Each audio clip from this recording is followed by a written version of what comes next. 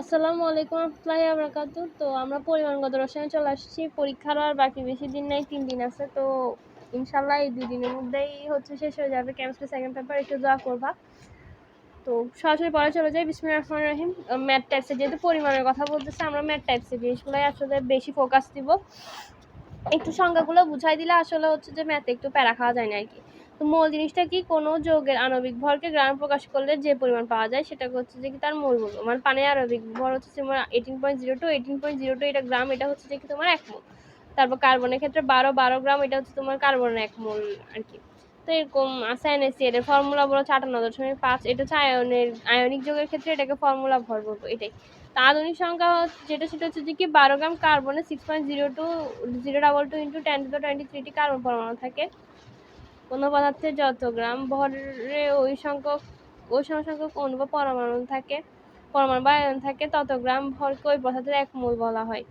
তো 1 মোল হাইড্রোজেন পরমাণু কি, হ্যাঁ ওই যে 1.08008 গ্রাম বা হচ্ছে সংক্ষেপে 1.0 গ্রাম পরমাণু হাইড্রোজেন যেটা, সেখানে তোমার 6.022 ইন্টু 10⁻23 হচ্ছে হাইড্রোজেন পরমাণু থাকবে। তো এটাই তো 18 গ্রামের ক্ষেত্রে 6.022 ইন্টু 10⁻23 হচ্ছে পানির অণু থাকবে 18 গ্রাম পানিতে। এটা একটু মাথায় রাখতে হবে। হ্যাঁ, তো 1 মোল ইলেকট্রন বলতে মেইনলি হচ্ছে 6.002 ইন্টু 10⁻23 হচ্ছে যে ইলেকট্রন বোঝায়, এটাই বোঝাচ্ছে। তো 1 মোল সিলভার আয়নের ক্ষেত্রেও 6.022 ইন্টু 10⁻23 হচ্ছে ইলেকট্রন প্রয়োজন, এটাই। তো এটা একটু মাথায় রাখতে হবে। দেখো 1 মোল পানি বলতে কি বুঝে, 18.02 গ্রাম পানি, এটা তো আমরা বুঝলামই। তারপর এখানে আসি যে 1 মোল পদার্থের আয়তন হচ্ছে সে পদার্থের মোলার আয়তন বলবো, এগুলো জানি। 100 ডিগ্রি সেলসিয়াস তাপমাত্রা ও 1 অ্যাটমসফিয়ার চাপে একই পরিমাণে পানির প্রায় 30.6 দখল। আচ্ছা, এই অধ্যায়টাতে বুঝছো এই যে সামনের এই অংশগুলো, এখানে তোমার ম্যাথমেটিক্যাল টার্ম লাগে, তোমার হচ্ছে যে কি বাংলা লাই তত লাগে না। 0 ডিগ্রি সেলসিয়াস বা 273 কেলভিনে বা 1 অ্যাটমসফিয়ার চাপে এসটিপিতে তোমার সেটা 22.4 হয়ে যায়। তো এগুলা গেছে। এখানে আসি অ্যাভোগাড্রোর সংখ্যা মোল আয়তনের কিছু কথাবার্তা আছে। তো সূত্রগুলো একটু মাথায় রাখতে হবে। হ্যাঁ, যে একটা অণুর ভর হচ্ছে W বাই তোমার 6.020 10⁻23। তারপর 1 গ্রামের ক্ষেত্রে 6.020 10⁻23 বাই হচ্ছে তোমার আণবিক ভর। যে সূত্রগুলো একটু দেখে নিবে। আমি জাস্ট ডাইরেক্ট হচ্ছে তোমার একটু তাড়াতাড়ির জন্য ম্যাথে চলে যাচ্ছি। আর দুটো লাইন একটু পড়াই দিই যে পদার্থের পরমাণুর ভর ক্ষুদ্রতম একক হচ্ছে তোমার 1 mu। এটার মানটা একটু মাথায় রাখতে হবে 1.600539 ইন্টু 10⁻24। ইলেকট্রনের ভর হচ্ছে 9.1 ইন্টু 10⁻28 গ্রাম। এগুলো গেছে। তো একটা সোডিয়ামের ভর কত, দেখো এখানে কি লিখছে, একটা সোডিয়াম পরমাণুর ভর কত। হ্যাঁ, তো আমরা একটা সূত্র জানবো যে W বা এখানে একটা লিখছে। হ্যাঁ, তো একটা মান হচ্ছে যে তোমার 1, তো বুঝতেছো। তো আমরা জানি যে 23 গ্রামে কত তোমার 6.02 ইন্টু 10⁻23 থাকে। তাহলে 1 গ্রামে কত 23 বাই 6.02 ইন্টু 10⁻23। এখন 23কে আমরা 24 ধরি, 24কে তুমি 6 দিয়ে ভাগ করলে কত 4 পয়েন্ট সামথিং। এখন এখানে 24 তো নাই, 23 আছে। তো 23 আছে যখন, তখন ওটার উত্তর কত তোমার 3 পয়েন্ট সামথিং হবে না, 3.5 এর থেকে বেশি কিছু হবে। তো এটাই তো দেখো, দেখছো মিলে গেছে। তো পরমাণু ভরের ক্ষুদ্রতম একক কি বলছো 1 mu। 1 mu এর মান কত 1.66 ইন্টু 10⁻24। এগুলো মাথায় রাখতে হবে। দেখো একটা পানির অণুর ভর বলছে। তো অণুর ভর আমরা জানি যে 18 গ্রামে হচ্ছে যে কি তোমার 6.02 ইন্টু 10⁻23। এটা বলছে যে কি একটা পানির অণুর ভর 6। তো তোমার হচ্ছে একটাতে কত 18কে তোমার 6 দিয়ে ভাগ করবো, তো 318 3 পয়েন্ট সামথিং হবে। যেহেতু দশমিক দশমিক মান আছে, 3 কাছাকাছি মান হয় কি, এটাই। তারপর লিখছে কি একটা হাইড্রোজেনে কয়টা পরমাণু আছে। দেখো এখানে লিখছে কি পরমাণু। এতক্ষণ আমরা অণু করতেছিলাম। হ্যাঁ, পরমাণু আছে। তো 6.02 ইন্টু 10⁻23কে তুমি জাস্ট ভর সংখ্যাটা দিয়ে ভাগ করবা।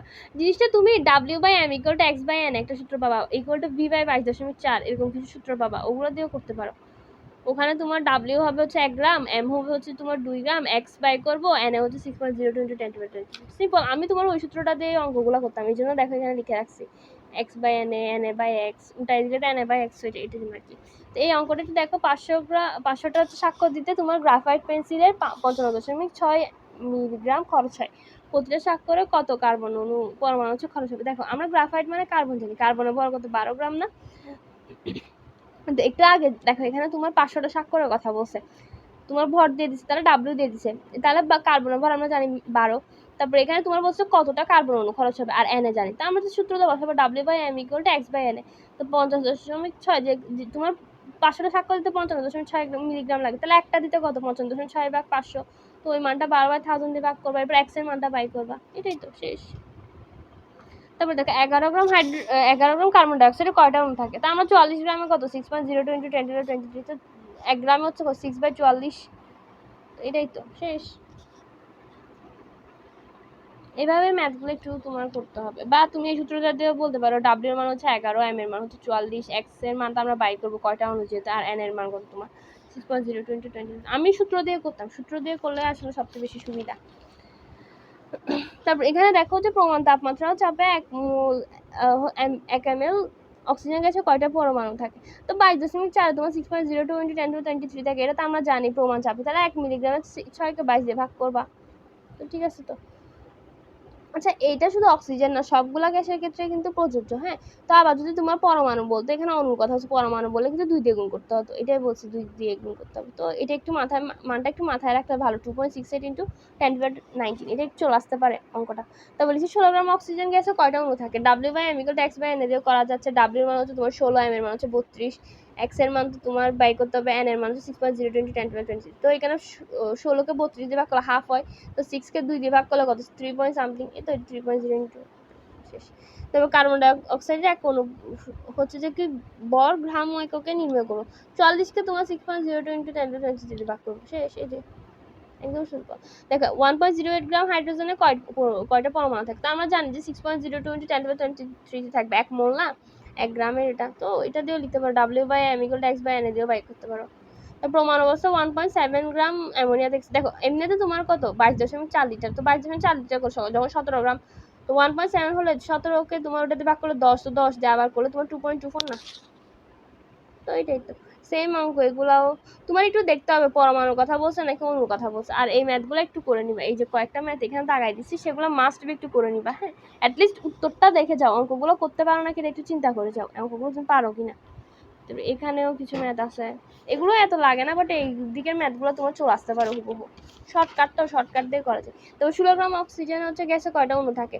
32 গ্রামে 6.02 × 10⁻23, 16টাতে কত হাফ, তো 32কে তোমার সরি 6.02কে হাফ 2 দিয়ে ভাগ করো 3.01, 6কে 2 দিয়ে ভাগ করো 3 না। তো এগুলো আয়নিক সমীকরণ, এগুলো তো বাচ্চা কাল থেকে বলে আসছো, এগুলো লাগতেছে না। গেলুসাকের এটা আয়তন সূত্র প্রযোজ্য, যেগুলো প্রথম অধ্যায়ের কথা, এগুলো লাগতেছে না এখানে। এই অধ্যায়টা তোমার হচ্ছে ম্যাথমেটিক্যাল টার্মগুলো পারলে সব ইজি।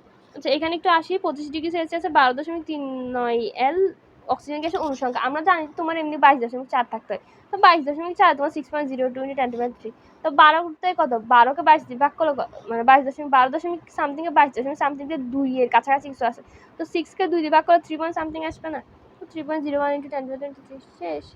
এটা আমি সূত্র দিয়েও করছি, V/22.4 = X/n W/m দিয়েও করা যাচ্ছে। এই সূত্রটা ধরো এখানে তোমার আয়তন দিছে আর 22.4, এটা তো আমরা জানি। এতক্ষণ করতেছিলাম W/m, মানে ভরটা আমরা জানি, আরেকটা ভর হচ্ছে কোশ্চেনে দেওয়া থাকবে। তো এখন তোমার আয়তন দেওয়া আছে আর প্রমাণটা তো আমরা জানি 22.4, এটাই। তো এসটিপি এর বেলায় মোলার আয়তন হচ্ছে 22.4, 0°C হবে। এনটিপিতে হচ্ছে তোমার 20°C টেম্পারেচার থাকে, ওটা 24.04। এসএটিপিতে তোমার হচ্ছে কি 24.78। একটু মাথায় রাখতে হবে এগুলা। এই অঙ্কটা একটু দেখে নিতে পারো যে কি হয়, ক্যালসিয়াম কার্বনেটটা ভেঙে ক্যালসিয়াম অক্সাইড আর CO2 ভেঙে যায়, তো 22.4 কত থাকে, তাহলে 25 গ্রামে কত থাকে। তারপর আচ্ছা এই জিনিসটা কিন্তু খুব ইম্পর্টেন্ট। হ্যাঁ, এই ম্যাথটা একদম খুব ইম্পর্টেন্ট। কেন? জাস্ট এই রিঅ্যাকশনটার জন্য আসলে মেইনলি ইম্পর্টেন্ট। একটা তুমি কোশ্চেনও পাবা 2KClO3 কে ভাঙলে 2KCl + 3O2 লাগে। তো একটু জাস্ট ভরগুলো মাথায় রেখে যে 245 চারিদিকে 3 গুণ 32 গ্রাম, তারপর হচ্ছে জাস্ট ক্যালকুলেট করবো আর কি, এটাই। এসএটিপিতে কত 24.79 শেষ। 22.4 কোথায় এসটিপি, তার 22.04 20°C আছে, একটু মাথায় রাখতে হবে। হ্যাঁ, তারপর এখানে দেখো 3.7 লিটার 1 গ্রাম বিশুদ্ধ ক্যালসিয়াম কার্বনেট থেকে এসটিপিতে কত লিটার কার্বন ডাইঅক্সাইড পাচ্ছে। তো আমরা জানি 100 গ্রাম থেকে তোমার 22.4 পাচ্ছি, তো 1 থেকে হচ্ছে 22.4কে 100 দিয়ে ভাগ করো 0.224 L, তাই তো। এগুলা আচ্ছা এখানে কিছু, আচ্ছা এই গুণটা একটু করে দেখাই। হ্যাঁ, এই টাইপসের যখন তুমি দশমিকের গুণ পাবা কেমনে করবা, 20কে 5টা 2 দিয়ে গুণ করে দিবা, তারপর আবার তোমার জাস্ট 5কে মানে 20 দুগুণ 40, এরপর জাস্ট 5 দুগুণ 10 নয় 10 যোগ করে দিও, 50 উত্তর। তারপর 3 20 60, এরপর এখানে জাস্ট 5কে 2 দিয়ে গুণ করো 10 না 60 যোগ 10 70, হিসাব করে দেখো এটাই উত্তর আসবে।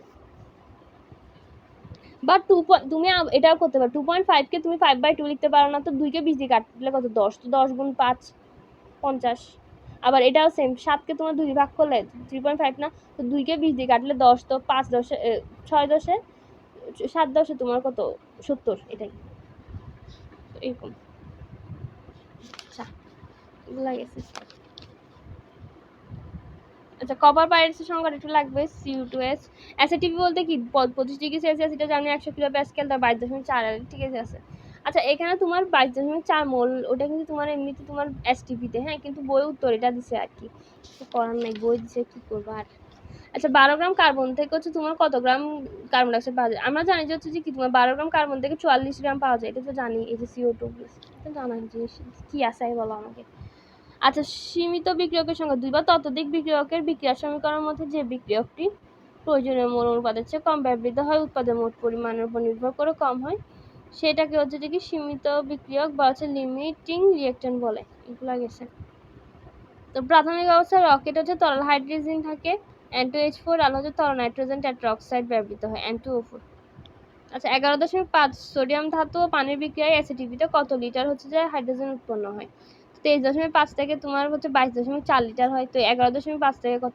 23কে তোমার 11কে 23 দিয়ে ভাগ করলে কাছাকাছি 22 সামথিং আছে, 2 সামথিং আছে, 2কে 22 দিয়ে ভাগ করলে কত? তোমার 11 থেকে বেশি আসছে, 11 থেকে বেশি উত্তর তো এটাই আসছে, তাই না? সিম্পল জিনিস পাতি। হ্যান্ড ক্যালকুলেশন নিয়ে প্যানিক খাবা না, এগুলো একদম বাচ্চাদের জিনিস। দেখো এই যে একটা অঙ্ক পাইছি, 49 গ্রাম KClO3 থেকে কত গ্রাম O2 হবে? ওখানে কি হয়, KClO3টা তোমার হচ্ছে যে কি মানে 245 আসে, আর ওদিকে কি 3টা অক্সিজেন হয়, তো 3 গুণ 32, এরপর জাস্ট ক্যালকুলেশন করে দিবা, কাটাকাটি করে দিবা, শেষ। তারপর 1 মোল CO2 1 মোল NaOH থেকে হচ্ছে কত গ্রাম Na2CO3 পাওয়া যায়? তোমার ফার্স্টে হচ্ছে রিঅ্যাকশনটা দেখতে হবে। হ্যাঁ রিঅ্যাকশনটা দেখো, 2 মোল NaOH এর সাথে 1 মোল CO2 মানে তোমার বিক্রিয়া করে, তাহলে হচ্ছে যে Na2CO3 আর H2 হয়। তো 2 মোল NaOH 1 মোল CO2 এর সাথে তোমার 106 গ্রাম, তাহলে 1 মোলের সাথে 106 কে 2 দিয়ে ভাগ করবা, 53 গ্রাম, শেষ। এবার আসি দ্রবণের মোলার ঘনমাত্রা বা হচ্ছে মোলারিটি। তো কোনো নির্দিষ্ট তাপমাত্রা হতে হবে 1 লিটার দ্রবণে যত মোল দ্রবীভূত থাকবে সেটাকে হচ্ছে মোলারিটি বলবো। তো মোলারিটি সূত্র যেটা সেটা হচ্ছে N/L দিয়ে মাথায় রাখবে, N/V দিয়ে আমি মাথায় রাখতাম, N=SV দিয়েও মাথায় রাখতে পারো, যা ইচ্ছা। তো মোলার দ্রবণটা কি তোমার হচ্ছে যে কি নির্দিষ্ট তাপমাত্রা 1 লিটার দ্রবণে যদি 1 মোল দ্রবীভূত থাকে সেটা। এখন ডেসিমোলার কি 1/10, হ্যাঁ, আর সেমিমোলারটা হচ্ছে যে 0.5। জাস্ট একটু মাথায় রাখবে, খেলার হচ্ছে হাফ টাইম বলো না, হাফ টাইম মানে কি তোমার 0.5 সেমি। তারপরে হচ্ছে ডেসি হচ্ছে যে কি মোলার আর তোমার হচ্ছে সেমি মাঝখানে কিছু একটা, তো 0.1 এবার মাথা রাখলেই হয়। আচ্ছা এই লাইনটা একটু লাগবে, হ্যাঁ ল্যাবরেটরিতে বিভিন্ন পরীক্ষা আছে আমরা 0.1 মোলার দ্রবণটা হচ্ছে ইউজ করি, এটা একটু মাথা রাখবে, হ্যাঁ। তারপর এগুলো একটু দেখতে পারো, 5টা একক আছে, নামগুলো পড়ে নিবা, শেষ। এখানে আসি, প্রমাণ দ্রবণ হচ্ছে যে কি যেটা আমরা সঠিকভাবে ঘনমাত্রা জানবো। তো আচ্ছা একটা জিনিস বলি, এগুলো হচ্ছে বিশুদ্ধ অবস্থা থাকবে, কোনো বিক্রিয়া করবে না, জাস্ট এটা একটু মাথায় রাখবে, মানে প্রাইমারি স্ট্যান্ডার্ডে ওটা তোমার বিক্রিয়া করে না সেটা, আর বাকি সব কিছু অপরিত থাকবে, ক্ষয় করে না, যেহেতু প্রাইমারি স্ট্যান্ডার্ড মানে মেইন জিনিসপাতি সেটা তো ঘনমাত্রা দীর্ঘদিন অপরিত থাকে। তো এইটার এক্সাম্পলের মধ্যে সবগুলো তুমি সি পাবা, এটা Na2CO3 H2C2O4 K2Cr2O7 Na2C2O4। এখন টিচাররা যদি তোমার টেকনিক জানে তাহলে ধরো টিচাররা বাংলা লাইন লিখে দিতে পারে, তো প্লিজ বাংলাটাও শিখে যাইও, হ্যাঁ। আর তবে সি থাকবে দেখে তুমি চোখ বন্ধ করে দাগাই দিলে বাস খেয়ে আসবা, কারণ দেখো সেকেন্ডারিতে HCl আছে, তো মাথায় রাখবে HCl ছাড়া যতগুলো সি আছে সেগুলো হচ্ছে প্রাইমারি স্ট্যান্ডার্ড। পরীক্ষায় দিয়ে দিবে যে HCl টা আগে অপশনে, বুঝছো? একদম চোখ বন্ধ করে দাগাই দিতে গিয়ে একদম বাস খেয়ে চলে আসবা, তখন একদম বরবাদ। তা সেকেন্ডারিটা কি তোমার উল্টা জিনিস আর কি, যে বিশুদ্ধতা থাকবে না, মানে বিশুদ্ধতা অপরিবেশ এগুলো থাকবে না, মানে চেঞ্জ হবে আর কি ঘনমাত্রাটা, সেটা তো হচ্ছে NaOH খাদ। দেখো এগুলো তো তোমার কোনো সি নেই, জাস্ট ACl ছাড়া আর কি, বাকিগুলো তো তোমার কোনটাতে সি নেই, নামগুলো একটু পড়ে নিবা, হ্যাঁ। তো সেকেন্ডারি পদার্থ হচ্ছে ডেসিমোলার 0.1 প্রমাণ দ্রবণ ব্যবহৃত হয় না। টাইট্রেশন করা সেকেন্ডারি পদার্থের দ্রবণকে অপর পদার্থের প্রমাণ দ্রবণ দ্বারা টাইট্রেশন করে হচ্ছে সঠিক মোলার ঘনমাত্রা নির্ণয় করব। তো কেমন উপর হচ্ছে 0.1 ml দ্রবণ তৈরি করতে জানা বিজানা টাইট্রেশন ব্যবহৃত হয়। এটা তো আমি জানি টাইট্রেশন পড়বো, টাইট্রেশন কি। তো এই ম্যাথগুলো একটু করে নেবেন, দেখছেন আমি প্রত্যেকটা ম্যাথ করছিলাম সবগুলা। আচ্ছা মোলারিটির একটা সূত্র আছে, S=1000 W/mv। এখন কিছু প্রকাশের হার আছে, একটা হচ্ছে তোমার W করে, তারপর VV করে, এরপর W/V করে, এগুলো একটু মাথায় রাখতে হবে। 10/m = x%, এই সূত্রটা একটু মাথায় রাখো, 10 × x/m%। ppm এর পূর্ণরূপটা একটু লাগবে, পার্টস পার মিলিয়ন, এটা হচ্ছে 10⁻⁶, হ্যাঁ। তো ppbটা হচ্ছে 10⁹ আর কি। তো ppm এর মেনলি তোমার মিলিগ্রামকে হচ্ছে পার লিটারে নিয়ে যেতে হবে, মানে মিলিগ্রাম এককে ভর থাকবে, তোমার লিটার এককে হচ্ছে আয়তন থাকবে, এটাই। যেমনি ইচ্ছা এমনি, এরপর হচ্ছে 10³ গুণ করে দিবা ppm বের করার জন্য, শেষ। আমি ম্যাথগুলো তোমাদেরকে একদম শর্টকাটে করাই দিব। অক্সিজেনের গ্যাসের তাপমাত্রা হচ্ছে 0°C তাপমাত্রা 14.6, আর 35°তে 7.1 ppm, একটু মাথায় রাখতে হবে, হ্যাঁ।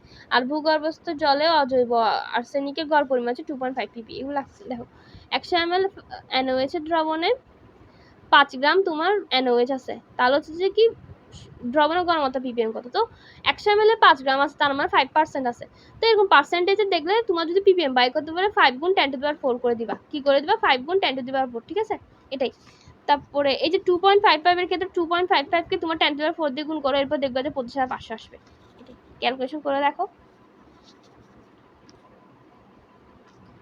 তারপরে বাণিজ্যিক রাবিং অ্যালকোহল হচ্ছে তোমার 70% বিবি প্রতি লিটার হয়, এগুলো লাগতেছে না। পিপিএমবি এটা মাথায় রাখতে পারো, লাগে না তো। শহরে ট্রাফিক এলাকা হচ্ছে দূষিত বায়ুতে 50 ppmb হচ্ছে যে কি টক্সিক সিও গ্যাস থাকে, এগুলো লাগতেছে না। দেখো এম এরটা 5% NaOH এর মোলারিটি কত, এই অঙ্কগুলোর ক্ষেত্রে তুমি 5 কে হচ্ছে 10 দিয়ে গুণ করে ভর দিয়ে ভাগ করবা, কি করবা 5 কে বা যে পার্সেন্টেজটা দিবে সেটা x * 10 বাই হচ্ছে যে কি তোমার ওই ভরটা m, তো 5 গুণ 10 বাই হচ্ছে কি 40, তো 50 কে তুমি 40 দিয়ে ভাগ করো 1.25 আসে, শেষ। মাথায় থাকবে সূত্রটা x * 10 বাই হচ্ছে যে কি m, মানে ভরটা।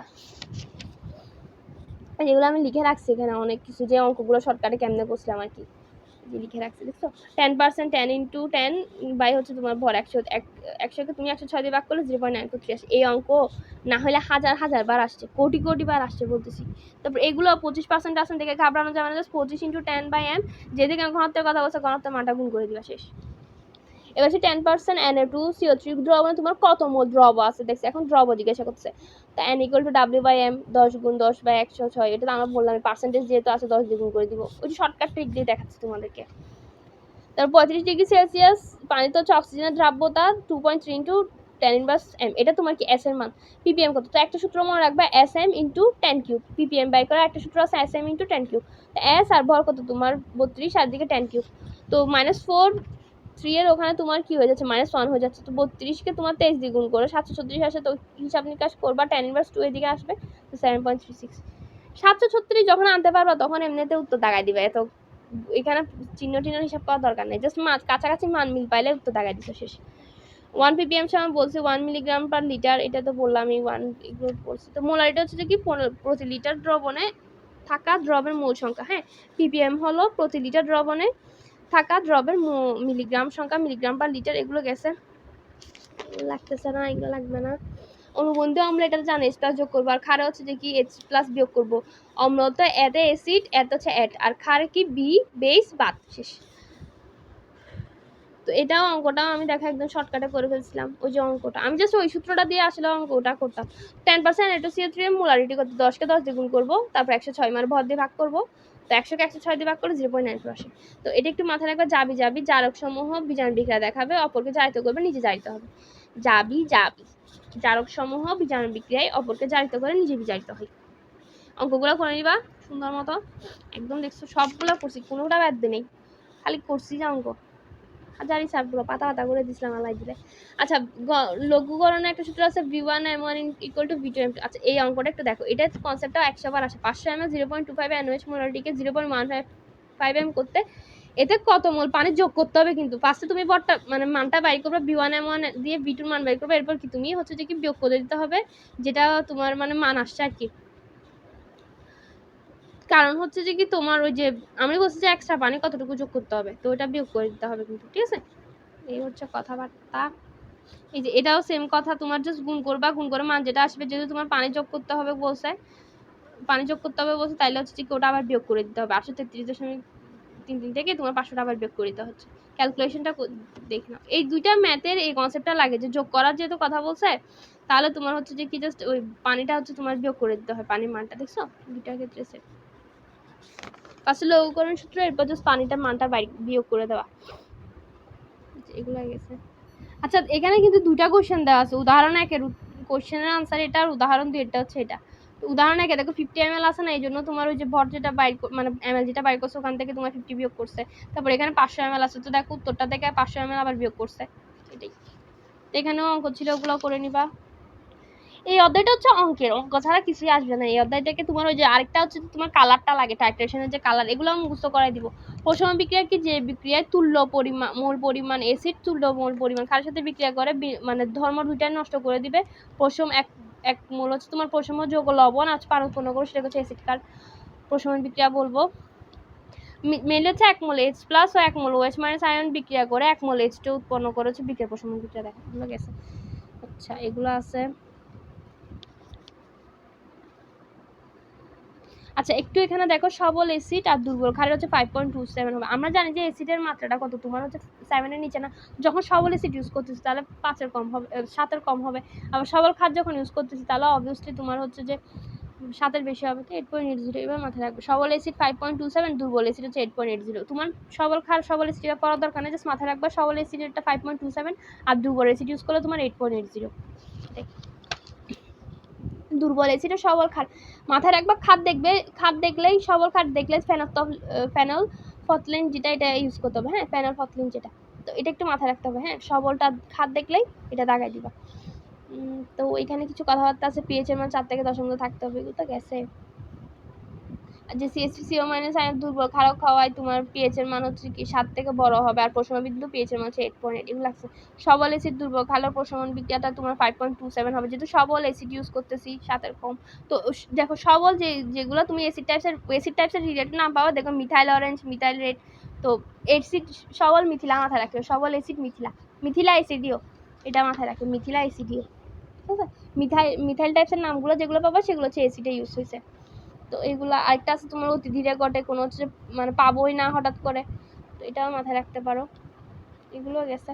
তো মৃদু অ্যাসিড আর অম্ল বা অ্যাসিড বা তীব্র ক্ষারের দ্রবণে টাইট্রেশনের বেলায় নির্দেশক রূপে হচ্ছে ফেনলফথলিনটা ব্যবহৃত, এটা মাথায় রাখতে হবে। তীব্র ক্ষার দেখলে ফেনলফথলিনটা কিন্তু মাথায় রাখতে হবে, এটা ভুল করা যাবে না। আসে এটা, দেন এগুলো কালারও আসে আসলে। তো এই সূত্রটা একটু দেখে নিতে পারো। আচ্ছা, সবল অ্যাসিড ও দুর্বল ক্ষার বলছি, সবল অ্যাসিড দেখলে আমরা কি 5.27 এসে গেছে, আর 8.80 এটা কিন্তু দুর্বল ক্ষার। 7 তো হচ্ছে আমরা নিরপেক্ষ জানি। এগুলো গেল 100 ml 0.1 m NaCO3। আমরা এখানে বি এর মান দেখতেছি, এস এর মান দেখতেছি, কতটুকু দ্রব আছে। তো W = SBM/1000 জাস্ট মানগুলো বসাই দিব। তো মানগুলো বসে ক্যালকুলেশন করে দাও, 1.06 আছে।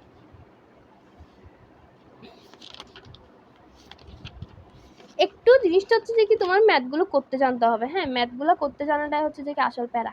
আচ্ছা, এই পার্টটুকু তোমার পার্ট 2 তে বুঝাবো। হ্যাঁ, আপনার আসলে ক্লাস আছে তো ক্যাম্পাসে, ক্লাস অলরেডি শুরু হয়ে গেছে, তো তোমাদেরকে পার্ট 2 তে হচ্ছে বাকিটুকু পড়াই দেবো আর কি। আল্লাহ হাফিজ, প্লিজ।